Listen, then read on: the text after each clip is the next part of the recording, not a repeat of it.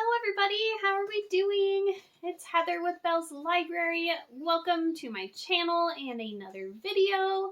I'm very excited. I'm going to be doing my November wrap-up and I am back in the groove with reading, and I've had a little bit less school, so I've had some extra time, and so I actually read 10 books this month, so I'm really excited about that. We're going to go through all of the books and my ratings and a few of my thoughts. I will also put down below if there's any videos where I'm talking about these books maybe a little bit more, and which books are in those videos down below, so you guys might take a peek down there. I will also have my Goodreads and my Instagram linked for you guys, and let's just get the show on the road.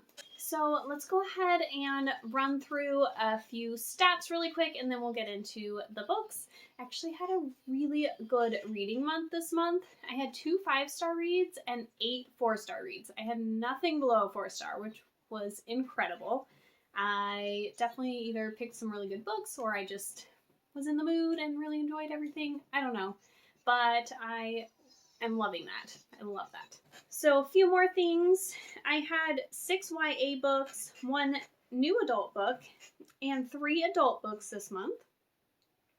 2 of those were fantasy, 2 were horror, and 6 were romance. I also had 3 audiobooks, 3 graphic novels, and then 4 physical or ebooks. So that's a few stats for you guys really quick for my month. And let's go ahead and we'll just start with the first book I finished down to the last one I finished. And we're going to start with Bloom. This is by Kevin Panetta, I believe it was. Panetta, maybe? This was a graphic novel, and I really enjoyed this one. I gave this one 4 stars. So Bloom is about Ari, and he works in his family's bakery, but he doesn't want to do that anymore, and he's going to be graduating high school soon, and he wants to go off with his band and see if they can make it in the city. And so he proposes to his dad that he find someone to replace him in the bakery that could help them, and so he can still go and follow his dreams, but they have somebody to help him in the bakery. And in comes Hector, who loves to bake, is very interested. He came into town because I think like his aunt has passed away or something, and he was trying to deal with her estate, and the 2 of them hit it off, and you kind of just see their relationship develop. You also see Ari kind of develop a little bit better, and see there's like a really good friendship dynamic too with his other friends, and which ones are actually friends and worth it and which ones aren't. And there's also a really sweet family dynamic between Ari and his parents, and you know, he's the typical rebellious teenager, but then obviously like underneath all of that he loves his family as well. So there's some really good sweet moments there as well. Definitely very much enjoyed this, and I think you guys should pick this one up if you're in for a graphic novel. I also listened to Get a Life, Chloe Brown by Talia Hibbert this month, and this book has been super popular, and I know that there's 2 more books coming, so each of the 3 books in this series follows one of the Brown sisters. So Chloe Brown has chronic pain. She basically decides that she's tired of letting this chronic pain hold her back from doing things in her life, and she finally moves out of her parents' home, and she makes a list called the Get a Life Chloe Brown list. So when Chloe moves out, she moves into an apartment, and she keeps running into Red, who is the property manager, and they end up making a deal that Red will help her with some of the things on her list, and then it's their adventure and romance. And at first they don't totally like each other, but obviously it grows into more, and it's really sweet, really cute. This one I gave 4 stars. I definitely enjoyed the romance and thought it was really sweet. I enjoyed that our Chloe Brown was a plus-sized character, but she had so much more going for that. But she was still portrayed as beautiful. I also I just thought that Red was really sweet. They were both very patient with each other, and they both had their own issues that they were bringing into the relationship from their past, and they kind of helped each other work through those things, and it was really, really sweet. So I gave that one 4 stars. Next up, I finished Mexican Gothic. This is by Silvia Moreno Garcia, and this is a Gothic horror novel. I believe it's her debut novel, and we follow Noemi, who gets this weird letter from her cousin who got married and moved into this house out in the country, and the letter's like, I need you to come here and help me. Something's off, something's weird, I'm sick. I don't know what's going on. It was just very odd and vague. So Noemi goes out there to stay and check in with her cousin and see her. And they have Noemi's cousin separated in this room, and they don't really let Noemi see her very often. And there's definitely just weird vibes. They don't like talk at the dinner table. They have all these rules.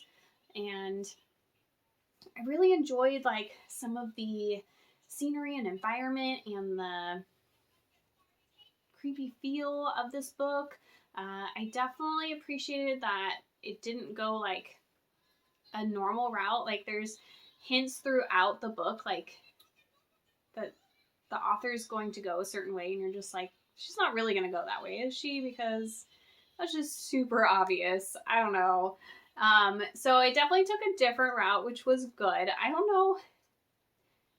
It was such an odd route, and I still am not sure like if I totally loved it or not, but I just enjoyed the story and the whole setting and vibe, and I think I like Gothic horror so far. The couple of books that I've read that have been Gothic horror have been really enjoyable. So I gave this one 4 stars. The next book I finished was probably one of my absolute favorites of the month. This was one of my 5-star reads, and it was The Simple Wild by K.A. Tucker. If you have not read this and you are a romance reader, you need to read it. It is so, so, so good. I literally was mad at the end of the book because I just didn't get enough of Jonah and Calla. Like, I was like, I need them right now. What is happening? Why are they not here in my life? Yeah, I was very disappointed that I just didn't have more of them. Not because I was, like, mad at anything that happened in the book, but I needed more. So I can't wait to read the second book in this series, and they're actually coming out with a novella in December here, so I'm excited to read both of those. Like, this was beautiful. So this book, if you didn't know, follows Calla, and her mom moved out of Alaska when Calla was a baby, away from their dad, because she just didn't like the Alaska life. Alaska's got its own, like, lifestyle going on up there, and she just couldn't do it. It wasn't for her, but her dad was very much like, this is me. This is where I live. He, flew charter planes up there, and that's just, he was like, I can't go anywhere else. This is where I belong. And so Calla and her dad have a very distanced relationship. They didn't really see very much of each other from that point on. And then Calla finds out that her dad may not be around for much longer, so she finally decides to fly to Alaska and meet and see her dad. And so a lot of the story is about her and her dad overcoming some of their issues and working things out and building a relationship. But then we also have Jonah, who is this grumpy plane pilot who helps Calla's father like run the business, and he flies a lot of the planes, and they definitely get off on the wrong foot. But it's just, I really enjoyed this book in that honestly the romance didn't take over everything, but it was obviously there and really cute. But it was also just a really good plot around this father-daughter relationship as well, and the mom's still really prevalent, and there's a really wonderful stepfather, and it was everything. I just loved it. You have some found family in there. It just had so many wonderful elements. Alaskan life, very different, so we got to see a little bit of that in this like super city girl up in Alaska. And I don't know, just if you haven't read it and you're a romance reader, please go read it. I loved it. I also read The Flatshare by Beth O'Leary this month. So this is a really fun story about Tiffy and Leon, and basically Tiffy needs a really inexpensive place to live so that she can move out of her ex-boyfriends, and Leon is looking for a flatmate who can just give him a few extra pounds a month so that he can help with his brother's case. So Leon decides he works nights as a nurse, and he's gone from like 6 in the evening until like 8 in the morning or something like that. So he's like, it would be perfect for somebody who has a 9-to-5 job to share this flat and even the bed with him, and they would have the flat from like 8 in the morning, or sorry, 6 in the evening until 8 in the morning, and then on the weekends they could be there, and then he would have the flat during the day while they were away at work, and then he would stay with his girlfriend on the weekends. So he finds Tiffy. They figure out this arrangement, she moves in, and they leave little like notes throughout the house to each other to communicate since they don't ever see each other at all. And eventually they, build a friendship, and they kind of become entranced into each other's life, or I guess entangled maybe would be a better word. And eventually they meet and yada yada yada. So very cute, sweet story, and I gave this one 4 stars, and I really, really enjoyed and loved this one too. If you haven't read it, I highly recommend as well. You're going to hear that a lot through pretty much all these books. They're wonderful. Next, I have Through the Woods by Emily Carroll, and this is my other horror book that I read this month, and this one's actually a graphic novel. So this one is 5 short stories in this book, and the artwork is so gorgeous in this. Like, I wish I still had it to show you. I did show it in my horror vlog, so if you guys have watched that, you will have seen it there. Otherwise, you can go and check it out. I'll have it linked for you guys. But yeah, I adored the artwork, and the stories, like some I liked more than others, which is normal with short stories, but they were all very like kind of open to interpretation and very different and unique, and I just really enjoyed that aspect to it. And some of them were a little more like mysterious, suspicious, like kind of a thing, and other ones were like just downright creepy, gross, and I don't know, it was very fun to read, and I just enjoyed it, and I just adored the artwork so much. Oh my gosh, we finally got to a book that I actually own. I use my library a lot, can you tell? So I read Serious Moonlight for the Gilmoreathon this month, and this one's by Jenn Bennett, and it's a really sweet YA romance between Birdie and, oh my goodness, I know his name, Daniel. So they have kind of an awkward first encounter, and then they find out that they're actually going to be working together at a hotel, and it's their story as they try and hunt down a mysterious author that seems to be coming to the hotel. So Birdie loves reading mystery books, and Daniel kind of picks up on this, and he's like, well, I have a mystery for us to solve, and there is an author who writes mystery books, but nobody's ever seen him. He keeps his identity very hidden, and so they decide to track him down because they figured out that he comes to the hotel every week, and they're trying to figure out more about him and whatnot. And then it's just them getting to know each other as they go around trying to solve this mystery, and there's a really cute Moonlight diner, which is where they're at there, and they're sharing some pie, and it was very like wholesome and warm, and a really good like fall, wintry like read. Like this time of year was perfect for this. Really, really good fall read. So yeah, really cute little story there. So next up, I read another graphic novel, Heartstopper Volume 1 by Alice Oseman, and this one just melted my heart. Oh my gosh, it was so cute. So this is the story of Nick and Charlie, and they're just the sweetest, most wholesome characters. Like, I just love them. And I was just swooning through this whole entire graphic novel while they're just getting to know each other.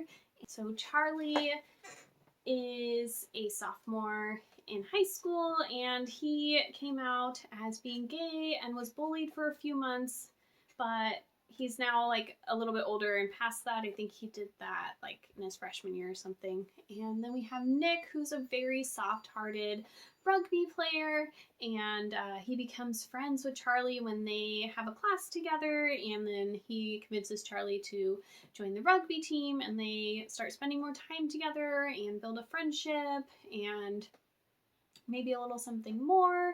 But Nick doesn't fully know that he wants something more. He's not sure as to all of that, so he's kind of still figuring everything out. And I don't know, they're just really sweet and lovable, and I just loved this. And I already trying to get volume 2 for my library so I can read it in December because it was just adorable.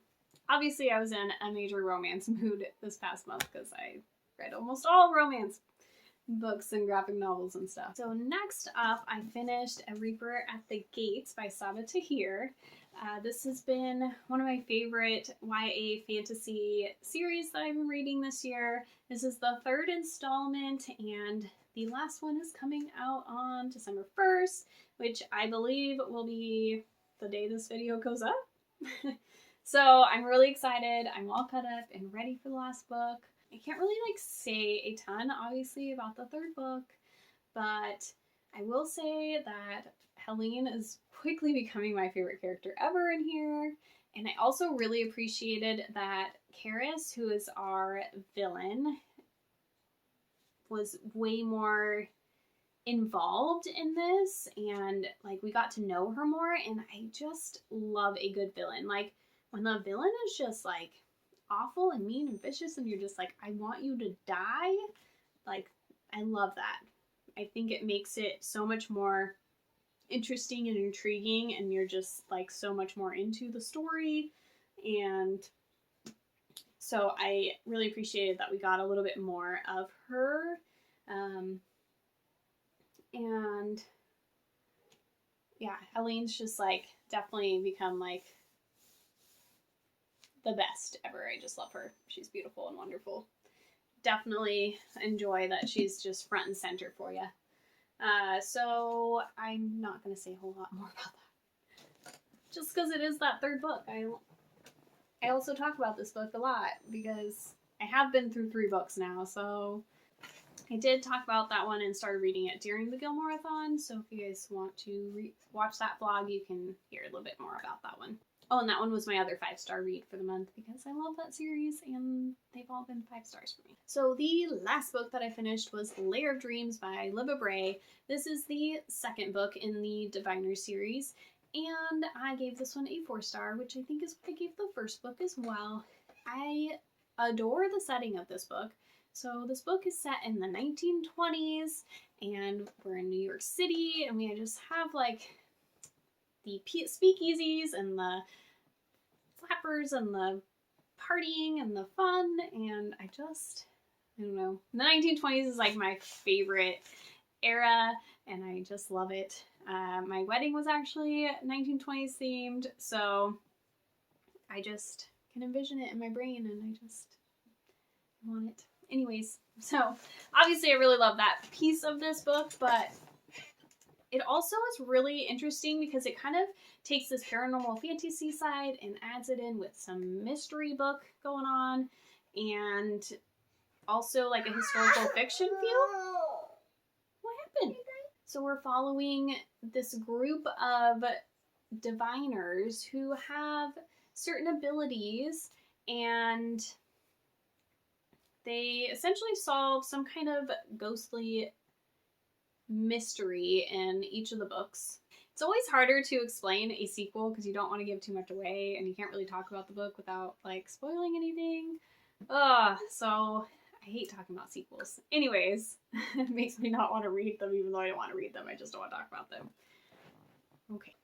in this book, we are finding more diviners and we're seeing more development of some of the other diviners. Whereas in the first book, we're really following Evie and there's a little bit of information on a few of the other diviners. In this book, we're definitely building more on Henry and a couple of new diviners that we didn't know before, and their powers are starting to grow and they're starting to actually come together as a group.